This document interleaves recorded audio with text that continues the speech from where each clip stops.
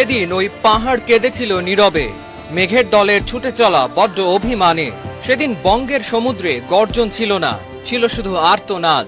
বাংলার গগনে সেদিন তারা জ্বলেনি, আকাশটা ছিল ভয়ানক বিষণ্ণ। জলজলে একটা নক্ষত্রের পতন, মন খারাপের শহরে ক্ষণিকের তরে থেমে গিয়েছিল হৃৎস্পন্দন। পদ্মার পাড়ে ওই দিনের সূর্যাস্তে বেজে উঠেছিল কি এক বিষাদের সুর।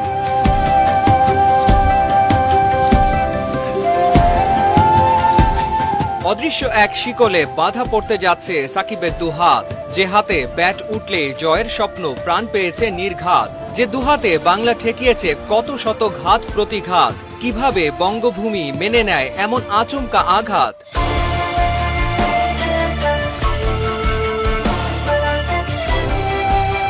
কেড়ে নেওয়া হলো 1 বছর ক্রিকেট খেলার অধিকার, ফয়সালা শুনিয়ে দিল ক্রিকেট দুনিয়ার দরবার।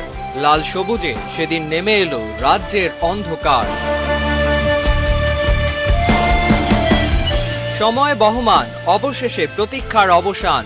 ফিরে আসছেন বাংলার জান, বাংলার প্রাণ সাকিব আল হাসান।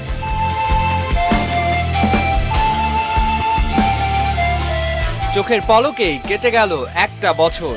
কি নিয়তি, মাঠেই গড়ালো না ক্রিকেটের কোনো বড় আসর। নিষেধাজ্ঞার সময়কালে ক্রিকেটই চলে গেল বিশ্রামে, হয়তো বিচারের রায় শুনে। অসমাপ্ত মহাকাব্যের শেষটা তাকেই লিখতে হবে। 19 বিশ্বকাপের গৌরব গাথা, রয়ে গেছে অপূর্ণতা। সেবার হাতে ওঠেনি কাপটা। 21, 22, 23 3 বিশ্বকাপের মঞ্চে সাকিব নামবেন এই 1 বছরের অপ্রকাশিত ভাবনাগুলোকে সঙ্গী করে। নির্ঘুম রাতের যন্ত্রণা থেকে শিক্ষা নিয়ে, নির্বাসন থেকে ক্রিকেটের দরবারে সাকিব ফিরবেন ভীষণ একাকিত্বে তাকে আগলে রাখা ওই ব্যাটটা নিয়ে, যে ব্যাটের ভাষায় লেখা হবে বাংলার ক্রিকেটের নতুন গল্প।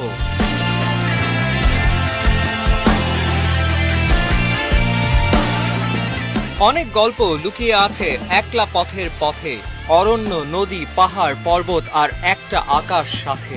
সাকিব আল হাসান ফিরে আসুক বাংলার ওই পাহাড়ের স্থিরতাকে সাথে করে। সাকিব আল হাসান ফিরে আসুক বাংলার নীলাভ সমুদ্রের গর্জন নিয়ে। সাকিব আল হাসান ফিরে আসুক বাংলার অরণ্যের গান হয়ে।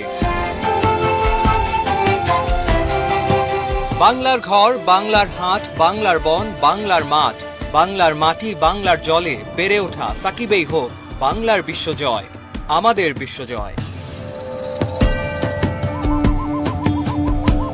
ফাইম রহমান, ৭১।